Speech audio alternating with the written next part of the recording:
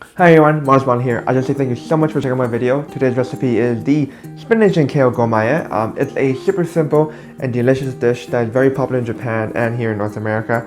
My version is a little different. I add a bit of kale.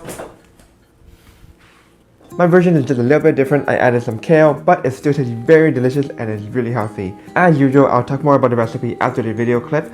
I'll also be doing a taste test at the end of the video where I'll talk about the flavors and textures of the Gomaae. You can check that out if you're interested, but besides that, enjoy!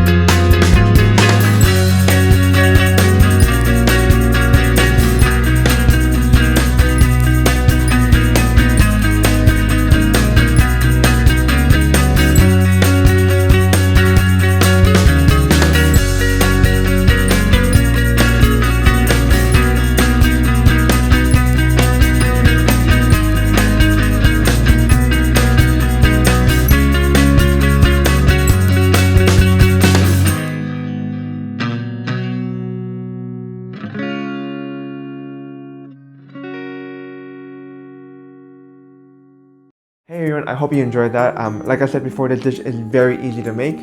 First, the name Gomaae is Goma means sesame seeds, while e means a sort of a dressing or a paste of some kind, like to coat vegetables. So like the recipe says, you just need some sesame seeds, make a dressing with it, and just coat some spinach and kale. So like I mentioned before, this dish is very popular in Japan. This side dish is used in a lot of bentos because one, is a vegetable, and second, it has a really nice color, so it gives the bento a great pop. In the video, I mentioned that you use a pestle mortar and a suribachi to make the paste. There's another method I've seen around, which is they use a food processor. Personally, that's my least favorite method. I find that it doesn't have a strong nutty flavor compared to grinding it. This is probably because the food processor has blades, so instead of grinding the seeds, you're just cutting them into smaller and smaller bits, so it doesn't really release the oils as much. My favorite method for making the sauce is actually using the suribachi. I find that you get a very nice even grind when you use this. If you don't have one of these, I find a pestle mortar is the second best. The only issue for me is that it just creates a more powder between it, and the only reason that bugs me is because I like these smaller, well actually I like these larger pieces just so it gives a bit of a crunch. But no matter which one you choose, this dish still tastes amazing, which is why I'm going to eat it. So you can see here that there's a very nice vibrant green with some nice dark green as well. I really like this because it gives a really nice depth in the presentation. Oh my god, that's really good. The flavor is amazing.